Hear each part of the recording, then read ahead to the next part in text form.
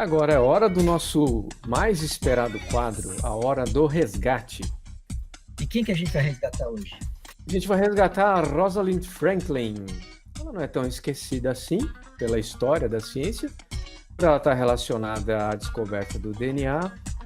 A Rosalind, ela nasceu em julho de 1920, né? E ela sempre estudou em escolas particulares da Inglaterra, porque ela nasceu numa família abastada, né? Se não me engano, o pai dela era banqueiro, né? O pai queria que ela trabalhasse como assistente social, mas já lá nos 15 anos, né, ela tinha certeza que ela queria ser quando crescesse, ela queria ser cientista.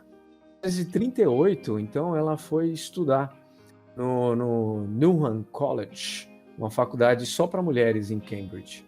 Lá ela trabalhou no laboratório de um físico-químico, aliás, um laboratório de físico-química, sob a orientação do Ronald Norrish, o futuro ganhador do Prêmio Nobel. Ele acabou ganhando em 1967 o Prêmio Nobel. E uma coisa interessante na história da Rosalind é que ela está sempre perto do Prêmio Nobel, assim. Ela ficou perto umas 3 vezes, né? Olha, é mesmo? É mesmo. E aí tem um pormenor aqui. Essa história do Norris diz que o Norris, numa determinada época da vida dele, enquanto a Rosalind estava lá no laboratório dele, ele devia estar enfrentando algum problema pessoal, alguma coisa assim, e ele estava descontando isso na bebida, né? Então, a Rosalind ficou lá quase um ano sem ter nenhum projeto específico para ela trabalhar, né? Tem até uma coisa que o biógrafo do Norris disse, que ele era teimoso e quase perverso nas suas discussões. Ele era arrogante e era sensível a críticas. Então você não podia falar nada dele, né? Uhum. Bom, em 1941, a Rosalind conclui o seu curso, então, e depois, em 42, ela abre mão da bolsa que ela tinha no laboratório do Norris, e em 42 ela foi trabalhar com carvão. Isso daí, Bright, que você está falando, é durante plena Segunda Guerra Mundial, não é não? Em plena Segunda Guerra Mundial, isso. Ela se formou em 1941 com honras, teve o título então de bacharel. Ela ganhou uma bolsa de pesquisa no Newnham College, por isso que ela foi para lá, para o Newnham College. E ela foi trabalhar, ela desistiu dessa bolsa no laboratório do Norris e foi nomeada pesquisadora assistente na British Coal Utilization Research Association, em 1942. Então ela foi trabalhar com pesquisas relacionadas a carvão, né, a sua porosidade e tal. Inclusive essas pesquisas renderam a ela o doutorado dela, né, em físico-química. A tese dela, o título dela é The Physical Chemistry of Solid Organic Colloids, with special reference to coal. Ou seja, a físico-química de colóides orgânicos sólidos, com referência especial ao carvão. A mulher era o capeta com carvão, ela manjava tudo, tanto é que as pesquisas dela melhoraram, né, serviram de base para as máscaras antigás do exército britânico na Segunda Guerra. Olha só. E era só isso que ela fazia durante a guerra, assim? Trabalhava com pesquisa de carvão? Não, ela também ela se doava, né? Então, em momentos em que você tinha bombardeio, né? Ela saía pelas ruas, ela fazia parte de uma turma, né? Que prestava apoio às pessoas que sofreram com o bombardeio, né? Então, não que ela fizesse o socorro, né, das pessoas, mas ela oferecia aquele alento, né? Aquele abraço, aquela coisa, né? Indicava. Era uma voluntária, né? Era uma voluntária, era uma pessoa jovem na época e também consciente, né, do papel dela na sociedade, tanto na forma de pesquisadora como em reconhecimento ali das pessoas, do sofrimento dos outros, né? Uhum. E talvez, né, como lá no começo você estava falando que o pai dela queria que ela fosse trabalhar com o serviço social, né? E ela na hora resolveu ser cientista, mas talvez ela já tivesse também essa vocação, assim, de ajudar as pessoas, né? Por isso que o pai dela imaginava que ela ia seguir essa carreira. Bem percebido. Eu não tinha feito essa referência, não. O pai dela conhecia ela muito bem mesmo, né? Bom, isso associado ao preconceito da época, né? Que, mesmo ela sendo de família abastada, as mulheres não eram tão bem vistas assim como para trabalhar, né? Em carreiras no ambiente acadêmico, né? E continuando nessa parte da academia, como é que foi as aventuras dela com a estrutura do DNA? Então, ela teve que passar, ela passou pela França, né, em Paris ainda. Ela obteve seu doutorado estudando físico-química dos colóides sólidos em Cambridge, né, em 1945. E com o final da guerra, ela foi para Paris e ela ficou lá de 46 a 50. Então, ali no primeiro ano, né, entre 45 e 46, ela foi para Paris, né, por conta de um contato de uma amiga que ela fez lá na Inglaterra, que era pesquisadora francesa. Então, essa amiga acabou indicando a ela um pesquisador. Esse pesquisador, eu acho que ele não tinha necessidade ou não tinha como absorver ela naquele momento e indicou ela para outro laboratório, né? E foi aonde ela passou de 46 a 50, analisando, então, materiais cristalinos, né, utilizando difração de raio-x. Foi lá que ela aprendeu até as técnicas, né, de difração de raio-x que ela precisava para poder encontrar, inferir, né, a estrutura do DNA, né, que o pessoal estava procurando bastante na época, né. Isso foi na época que ela ficou na França, então, de 46 a 50. Na França.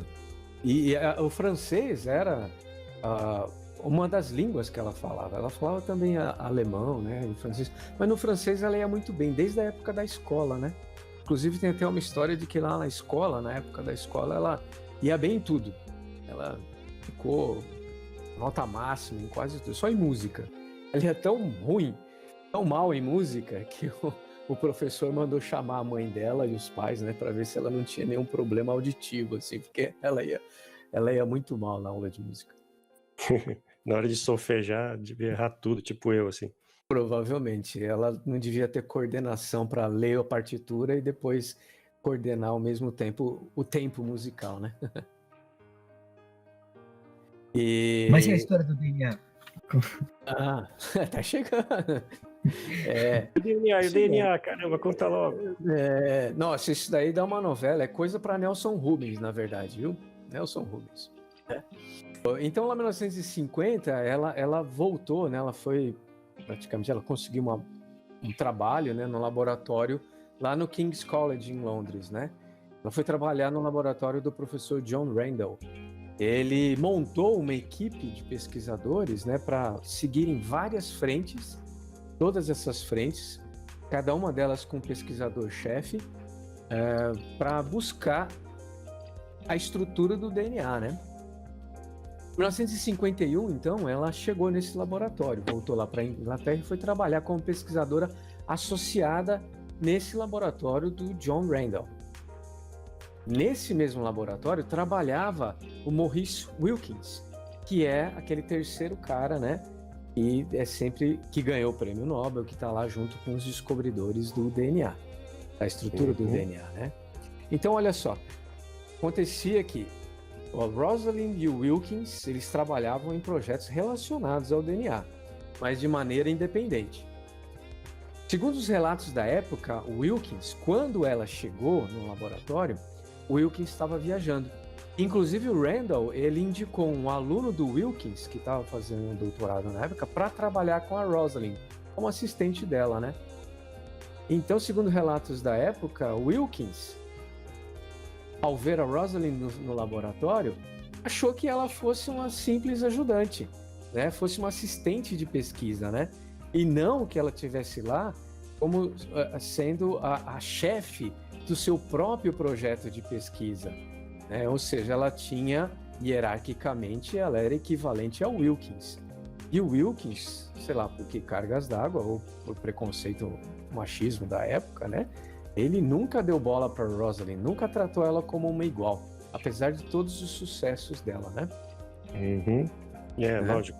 Ele estava viajando, aí volta, tem uma mulher no laboratório, imediatamente pensa que é um assistente, né? Não vai imaginar É, uma, é, uma cabeça de um grupo de pesquisa, assim. e ela é isso mesmo, a cabeça. O Randall colocou lá ela para isso, né? Para ela tocar a própria linha de pesquisa, né? Então, foi justamente nesse período que ela estava lá no laboratório do Randall que ela estava trabalhando com cristalografia de raio-x, e aí ela obteve uma fotografia basilar na história da estrutura do DNA, que é a chamada foto número 51. A famosa foto número 51 do DNA. Tem até peça de teatro. A Nicole Kidman fez a Rosalind no teatro, e tem uma peça, né, retratando essa história toda lá. Olha, que legal. Bem legal mesmo. Então ela tirava as fotos dela usando cristalografia de raio-x, que são assim, não é uma foto, mas ela é produzida por centenas de outras fotos, né? Você coloca o cristal que você quer observar, joga raio-x sobre ele, e esse raio-x sofre então efeitos de difração dentro do cristal de DNA. E tem uma outra linha de pesquisa que trabalhava com DNA na sua forma líquida também, né? Aí, essa forma cristalina, então você joga DNA sobre a forma cristalina, coleta uma foto, gira um pouco esse cristal, tira outra foto e faz isso com diversos ângulos, centenas e centenas de vezes. E depois você pode juntar todas essas fotos numa única chapa, né? Uma única chapa. Ô, Dieta, repete isso daí que você falou, joga DNA, joga raio-x, né? Desculpa, joga raio-x, né, no DNA. Aí o raio-x, quando passa pelo cristal, ele sofre difração. E esse efeito de difração, ele é coletado, é captado em filmes fotográficos na época, né? Então você gira de um pequeno ângulo e faz isso centenas e centenas de vezes, coletando todas essas fotos de difração. E depois junta todas elas numa única chapa fotográfica, digamos assim. Então ela fazia bastante isso, né? E nessa fotografia 51, ela tinha uma característica de difração, né, que ela escreveu do lado assim, como uma interrogação, né? Dupla hélice. E ela estava lá com o seu material e fazendo as suas pesquisas e tal. Mas olha só o que aconteceu. Mas peraí. Então ela foi a primeira pessoa a cogitar a possibilidade de que o DNA era dupla hélice. Estrutura do DNA. Sim. A gente, cronologicamente, hoje se sabe que a inferência, a primeira pessoa a supor a dupla hélice do DNA foi ela, né? Uhum. Mas... Eu estava vendo que o Linus Pauling pensava que seria uma tripla hélice, né? Tripla hélice, Tinha várias... Você não conseguia enxergar tão pequeno na época, né? Então, você só conseguia construir modelos a partir de métodos indiretos, digamos assim.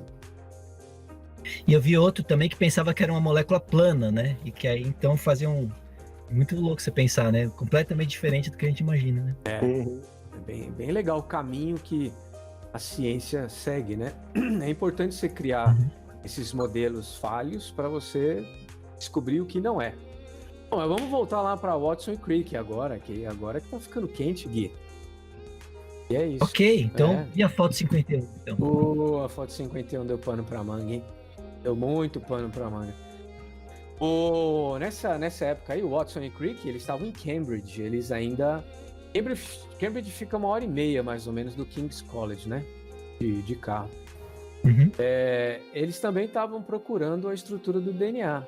E eles estavam trabalhando com a conjectura de tentar entender, mas fazendo um modelo tridimensional, usando arame, usando cartão, usando chapas de metal, enfim, eles tinham outra abordagem lá, né? E o lance é que eles tinham passado pela hélice, por uma dupla hélice, né? Mas eles não tinham certeza. Eles não tinham dados experimentais, assim, confiáveis. Nem sei direito quais os dados experimentais que ele tinha, não me lembro bem. Aí eles também estavam tentando determinar a estrutura do DNA, eles entraram em contato com o Wilkins para uma colaboração. Aí o Wilkins sabia que a Rosalind tinha tirado umas fotos bem bacanas. Aí o Wilkins foi lá na mesa dela. Isso confesso, tá lá na biografia do Watson, né? Aí o Wilkins foi lá, pegou a foto 51 da mesa da Rosalind, apresentou pro Watson e Crick, aí deu clique na cabeça do Watson e Crick, né? Eles deduziram. Então deu clique. Deu clique. E aí, por causa da foto da Rosalind, eles falaram: pronto, batata. É isso mesmo. O DNA tem que ser uma estrutura de dupla hélice, né? Então esse Larápio. E aí eles foram lá, chamaram a Rosalind. Rosalind, você resolveu o enigma, foi assim? Deu crédito. Deu crédito total. Não deu nenhum crédito. Nenhum deles deram crédito, inclusive, não, né? Aconteceu o seguinte, essa proposta de estrutura foi publicada quase que imediatamente numa série de artigos no número, não vou dizer especial, né, mas saiu muita coisa nova na Nature de abril de 1953 sobre o DNA. E a Rosalind também publicou os seus dados nessa edição, mas de uma maneira meio secundária, assim. O artigo dela ficou para o final. Só que ela sequer foi mencionada nos artigos anteriores do Watson, do Crick e Wilkins. Ela não foi mencionada, não foi dado crédito para ela. Então, sendo que ela que obteve os dados experimentais. Se você tá lá, não sabe nada dessa história, pega Nature de abril de 53 e vai ler, você vai falar: tá ali, a Rosalind Franklin fez ali uma estrutura do DNA, detalhes técnicos, cristalográficos, tá bom. Aí, em 1962, Watson, Crick e Wilkins receberam o Prêmio Nobel de Fisiologia e Medicina pela descoberta da estrutura da dupla hélice do DNA. No entanto, a Rosalind ficou fora. Incrível. É incrível. Mesmo com suas imagens de raio-x da molécula do DNA tendo sido a chave para decifrar a estrutura, né? Postumamente, assim, o Watson até reconheceu ela, tem umas biografias aí, né? Ele reconheceu ela, o trabalho dela, tá? Eu acho que o Watson ficou até amigo dela com o tempo, né? E né, o livro que eu estou mencionando, né? Olha só, é o The Double Helix, publicado em 1968, né? O Watson confessa: Rosie, ele já estava amigo dela, íntimo, né? Rosie, é claro, não nos deu diretamente os dados. Por falar nisso, ninguém na King's College percebeu que eles estavam em nossas mãos. Né? Uma coisa estranha. Confissão de que foi surrupiado o negócio. Aí o Watson tentou, acho que dar uma limpada na barra e tal, mas aí a Rosalind já tinha morrido. E o Instituto Nobel não reconhece pessoas já falecidas, né? Ela morreu nova, né? Morreu super nova, foi 37 anos, né? 37 anos. Daqui a pouquinho eu falo do que ela morreu, né? E nem no discurso ele citou o nome dela. Bom, e ela ela era super produtiva, né? Depois ela acabou saindo do King's College, né? Ela saiu do King's College, publicou 17 papers, na sua maioria sobre a estrutura do vírus mosaico do tabaco. Ela foi para outra coisa, continuou usando cristalografia para estudar estrutura de cristalográfica, né? Então, ela aplicou o que ela conhecia na estrutura cristalográfica do vírus, né? O vírus, ele é constituído de muitas moléculas, muitas proteínas, né? Mas mesmo assim ela conseguiu estudar a estrutura do vírus mosaico do tabaco usando cristalografia de raio-x. E aí 4 desses 17 papers foram publicados na Nature, né? Ela é demais de respeitada, sabe? Muito, muito reconhecida postumamente, né? Então, aí com relação à passagem dela, né, ao falecimento, ela morreu super cedo, né? E depois desses anos aí, ela continuou, ela foi amiga do Watson, né? Ela, coisa de passar Thanksgiving com a família, sabe? E quem apoiou ela, inclusive, enquanto ela estava doente Foi o Watson também. Aí acredita-se, né, que a exposição aos raios-x durante a carreira tenha contribuído para sua morte, né, que eu considero prematura, né, com 37 anos. Ela faleceu em abril de 58, em Londres, por causa de um câncer no ovário.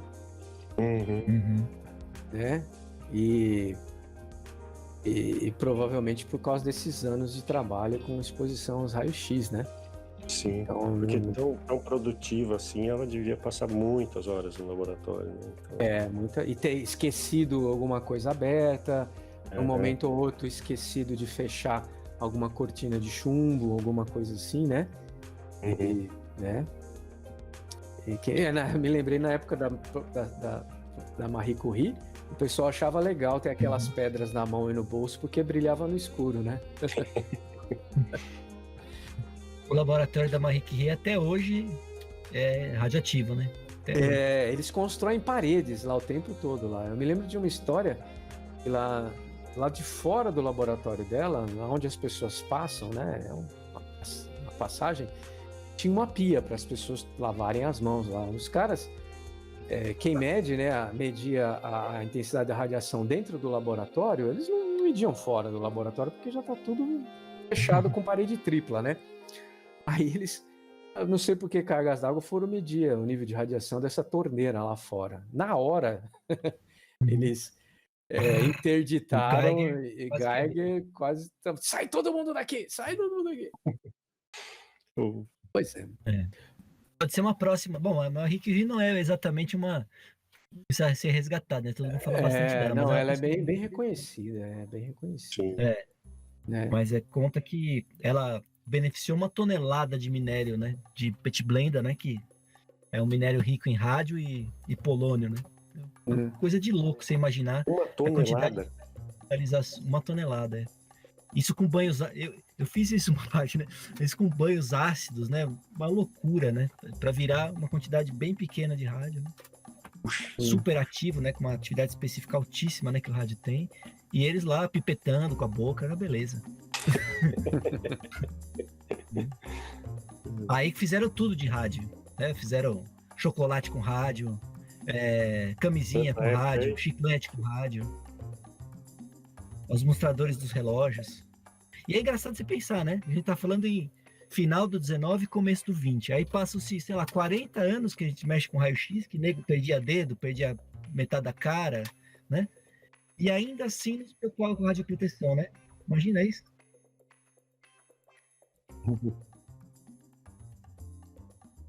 Bom, mas ela foi muito orgulhosa do trabalho que ela fez, né? Ela deixou, então, o mundo, né, bem orgulhosa de si, da reputação mundial que ela teve, né, relacionada aos seus trabalhos sobre o carvão mineral, grafite, vírus, DNA, RNA, né? E ela é bastante reconhecida. Algumas pessoas até reconhecem, né, a reconhecem como, se lembram dela, né, como a heroína do DNA. Muito bacana isso, né? Muito legal. Bacana. E o Doodle, na época do 93º aniversário dela, o Doodle do Google, né, foi em homenagem a ela, né?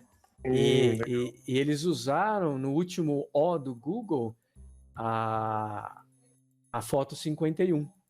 Que a visibilidade maior que essa. Então é bem, bem legal. Vou tentar descrever assim. No centro, né, tem a Rosalind olhando para uma figura do DNA dupla hélice e no final você tem a foto 51. Legal. Você vai deixar, Dete, as referências na descrição do podcast?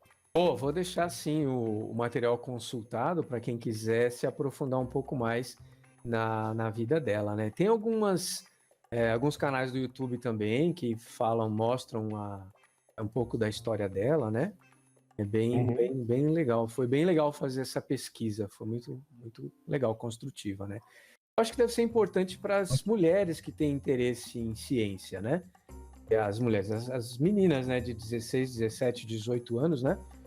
elas realmente, relativamente, têm até poucas referências de mulheres que fazem pesquisa, né? Hoje em dia até que não, né? Porque a gente tem um pouco... invertendo. Tá invertendo, a gente tem um pouco mais de informação. Mas eu acho muito legal poder estar mostrando essas figuras femininas, né? Uhum, sem dúvida. E vamos continuar trazendo aí mulheres da ciência que tiveram, né, história importantíssima no desenvolvimento da ciência, do conhecimento. Vamos procurar estar sempre trazendo essas histórias. É isso aí. Muito bom. Obrigado a todos. Adorei ouvir a história. Super valeu.